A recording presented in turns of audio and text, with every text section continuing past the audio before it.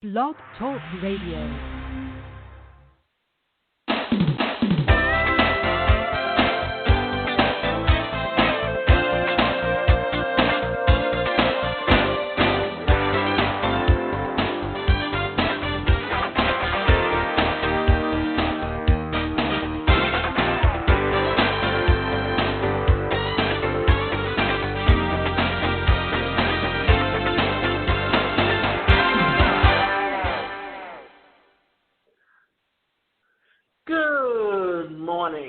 I'm your host, Davida Shemsky, and you're listening to Live Without Limits. Today's show is titled, Be the Calm in the Center of Chaos. I practice staying calm all the time, beginning with situations that aren't tense, said Martha Beck. If I were to look inside your mind, I believe I would see the three things that you most want from life: to be happy, to be peaceful inside, and to be successful in the world. Am I right? If so, please keep listening and you will learn more. Now, I'll go one step further and pick a term that encapsulates what I mean by all three of these desires. You wish to thrive. I understand this completely. I also know that this can be challenging in a universe whose main feature, constant change, is unrelenting. So learning how to deal with change is essential. If you're to be happy and peaceful and successful in the world, Norman Vincent Peale sums it up in the elegant solution this way: the cyclone derives its power from a calm center, and so does a person. The concept reflects a universal principle that I call conscious change, which will help you deal with effectively with disruptive, unexpected, or otherwise or unsettling changes. In fact, conscious change is both a concept and a practical tool in the process of becoming more aware of your motivations, your reactions, and your angels to your demons. And why would you want to do that? Yes, you've heard me say it before, and I'll keep repeating it until it sinks in and changes your life in ways that you can't imagine. Awareness creates choice, and with awareness, you will automatically make choices that serve you at your highest and best good. It takes time and effort to be truly aware. Do you remember when you learned to ride a bicycle? You would ride along with your dad or mom, running alongside, holding the bike up. Then they would let go, and pretty soon you would fall over. It seemed hard, and you wondered if you could do it. Then mom or dad let go, but you didn't know they let go. And several seconds later, when you look back, they were half a block behind you, and you were riding all by yourself. Hey, this is easy. Practice makes perfect. This is why it doesn't matter what you do, but it's a matter of understanding and learning. This is why, whether it's e-learning or whether it's in the classroom, sometimes you might need extra help to keep you on task, but if you have the support systems in place, if you have people believing in you, it also helps you to actually get what it is that you really need to learn. Remember this, not everyone learns at the same pace. And not everyone learns the exact same way. You learn more by actually putting it into action than you do by listening or hearing. But you do have people who are auditory learners, plus those who actually learn from just reading. So it's just knowing the difference and understanding how to incorporate all of that and building on what you truly know. That's the factor. With enough information, support, and practice, navigating change, responding to chaos, and making the best decisions for yourself and others will be as automatic and easy as riding a bike. So let's get to it. If there is one thing I'm trying to impart in my 3 decades of teaching, it's that life is easy.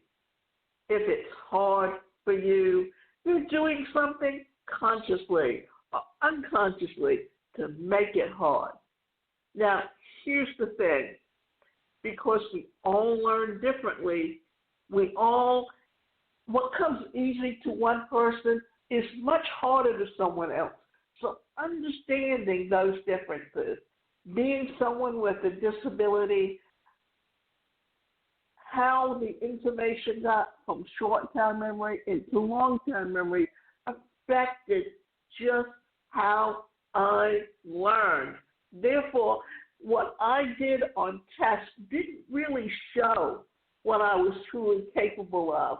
So if you give me the information and you show me how to implement it, that's why it was so easy for me to adapt to the internet and learning how to do things and change my attitude about how business was done. Therefore, as a career coach, I was able to look back and see just how technology was affecting business and how business was being done. And even before it became popular, and you can see this slowly happening at the beginning of the 21st century, that even if you had a brick and mortar store, you had to have a website. And you had to know how to market online. And then you slowly had the development of actually incorporating digital marketing. And today, if you don't understand digital marketing, then you truly are not going to be able to build a true e-commerce store and be successful online. But understanding it, understanding how it works, is really how you are going to build, adapt, and change over time. I see or hear from people every day who experience one drama, one disaster, one stress after another in their life. Life is mostly bumps and bruises and suffering for them. From my perspective, it's easy to see how they're creating all of this and also how they can stop creating it. But for them, it is all just seems to be happening to them. They don't yet see that what happens comes from them, from their map of reality, from what they focus on, from their internal and external strategies for dealing with life. Unfortunately, most people operate from automatic, pre-programmed responses. What I refer to is running on autopilot. They have rules to set procedures for what to think, what to feel, and what to do in various situations, rules or procedures that they learned when they were too young to know any better. And these responses are known automatically, like Pavlov's dog salivating when it hears the bell. Some of these responses were learned through physical or emotional pain, and are particularly deeply embedded. Others are just things that we accepted as true because our parents told us that they were true over and over again, at an age when our parents seemed like infallible gods. At the very least, many of their rules and procedures serve to help us deal with anxiety, or what I often refer to as overwhelm. I feel anxious, so we withdraw, get angry, have a cigarette, eat, exercise, act silly, have a drink, talk too much, space out, have sex, tense up, buy something, watch TV, cry, or 1,000 of other behaviors or feelings. Another thing that happens is often we will use blame. And instead of understanding that we have control over our behaviors, that we can make ourselves happy, that we blame outside sources, that if this didn't happen or that didn't happen or whatever, then I would be happy. But happiness comes from within. If you sabotage yourself and you control those feelings, I'm going to tell you a little story, and I think it really fits well here. For one thing, when you grow up in an environment, especially if, like, say, you're biracial, and for many years, people that were mixed race, they were often shunned. The white community didn't accept them because they were too dark. The black community didn't accept them because they were too fair-skinned. And often, if one parent or the other were different races, it often affected who you were friends with in school. And it didn't matter whether you went to a private school or whether you went to a public school, that up until the 60s in desegregation, you had schools that were literally all white or all black.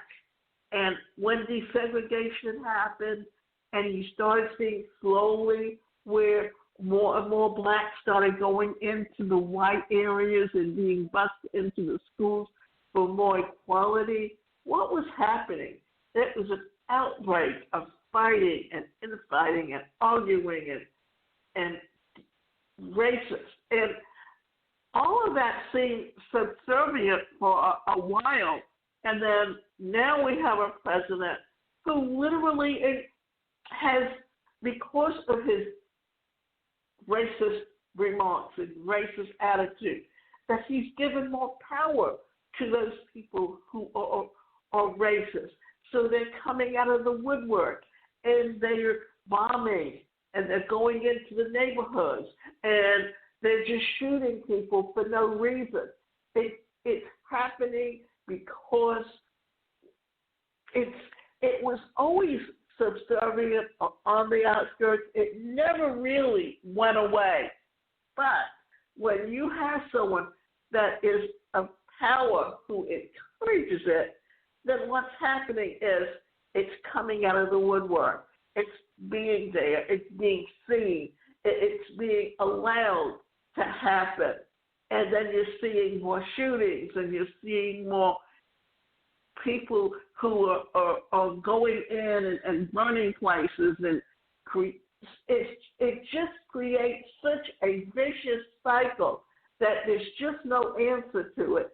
And the only way to get diversity is to literally educate people and to help them understand the differences and teach them how to accept everyone for who they are, no matter what color they are or where they originally come from. If you look at Germany prior to 1939, and how it was the Aryan nation and the blondes, and how they blamed the Jews for everything that was going on.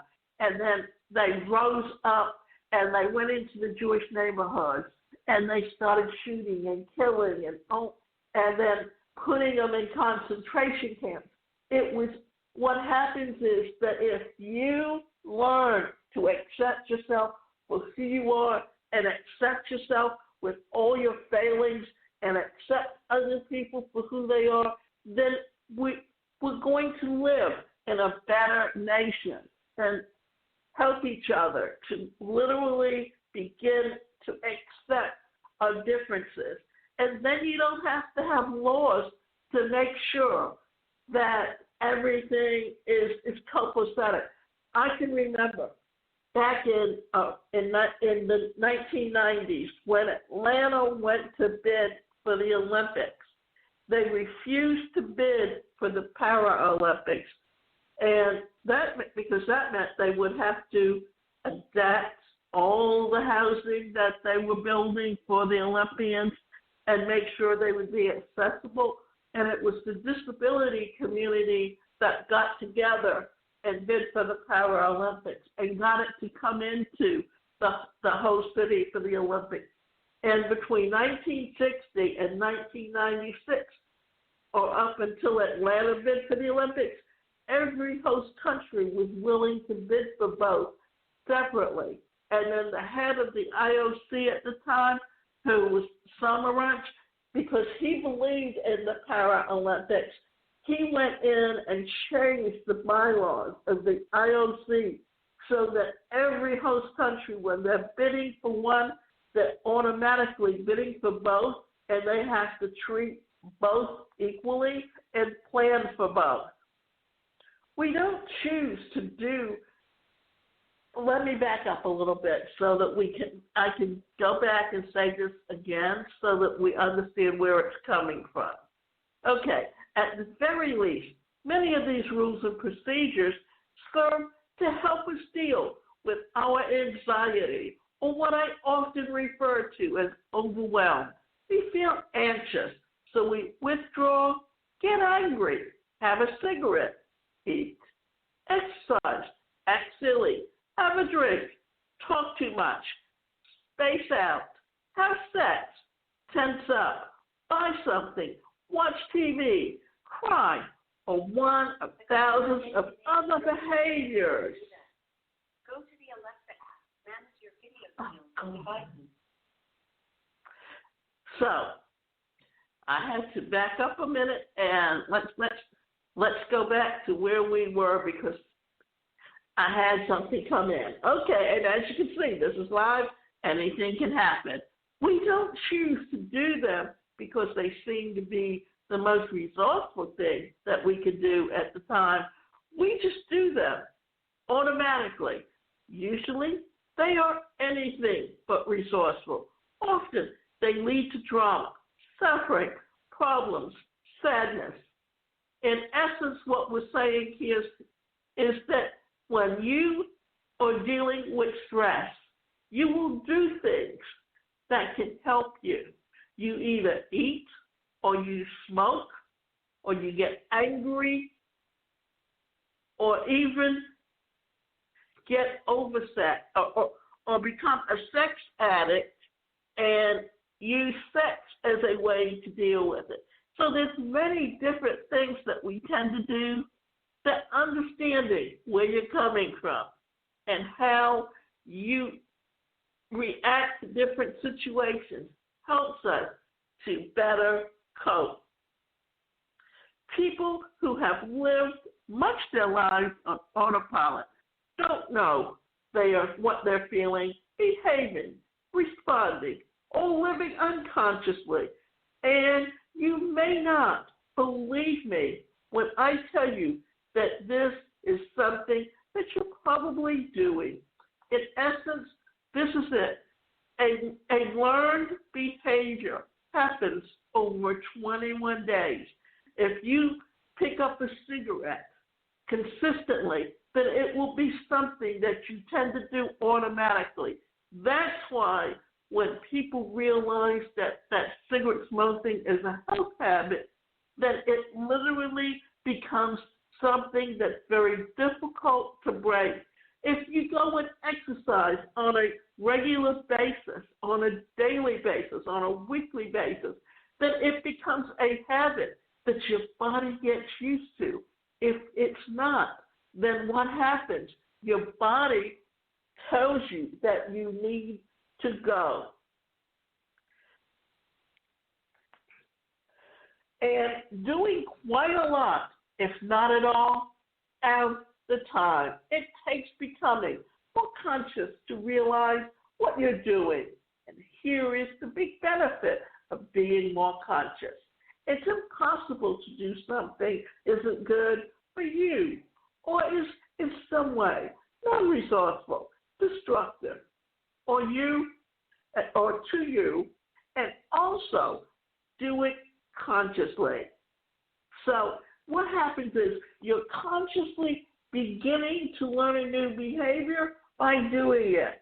And then because you repeat it and repeat it and repeat it, it becomes an unconscious thing that you do just simply because it's something that you've done on such a regular basis that it's an ingrained behavior inside of you.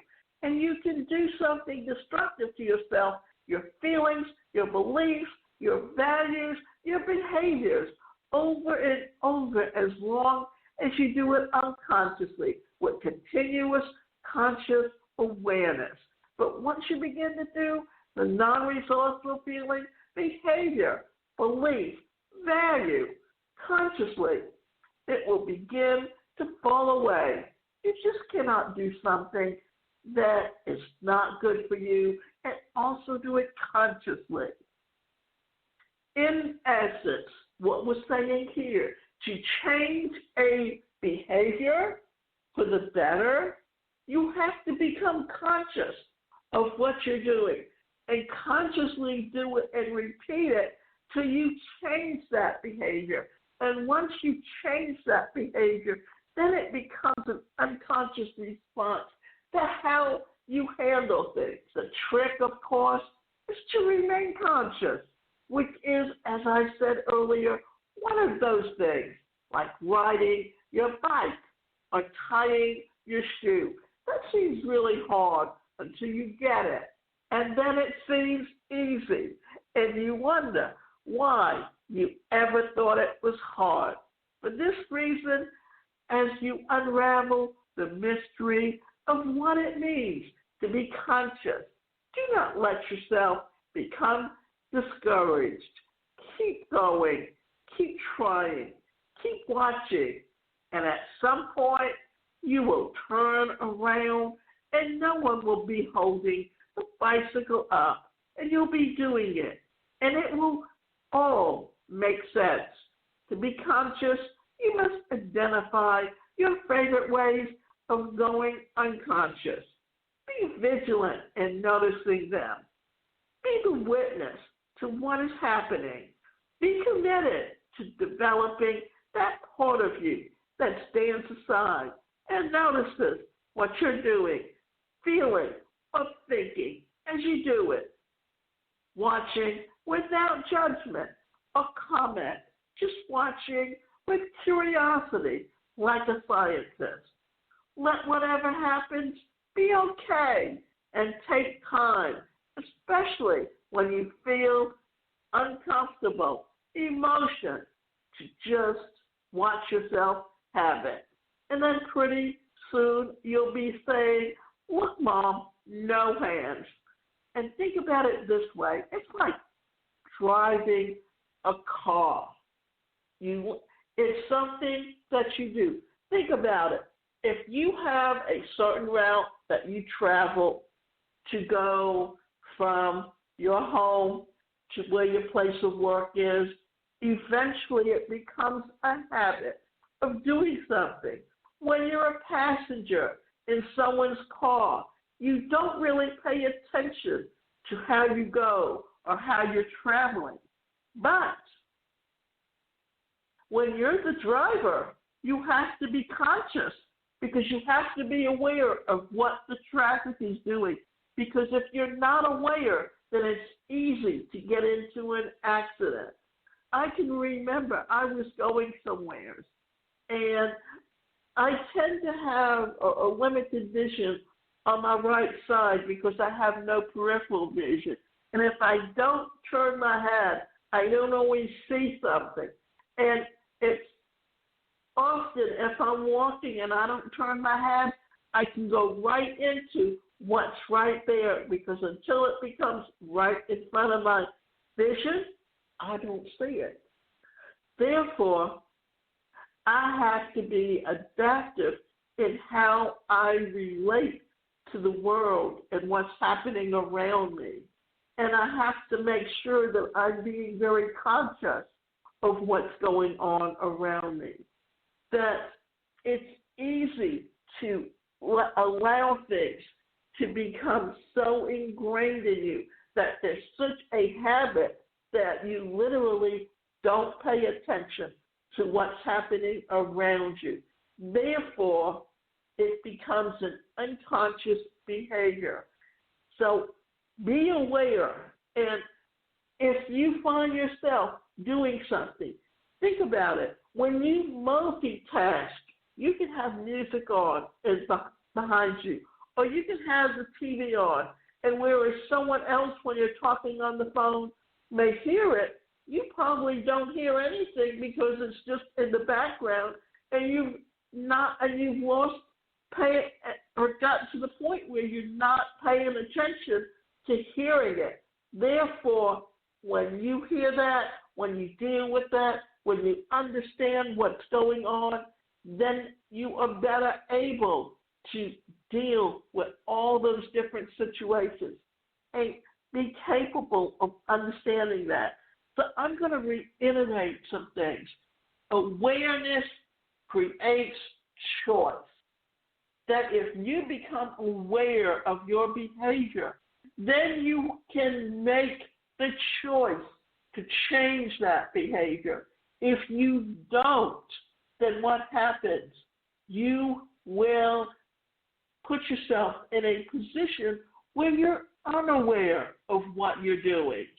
So always try to learn to build up that consciousness of what's going on around you and learn a behavior and begin to become more aware of what you're doing and how you're doing it.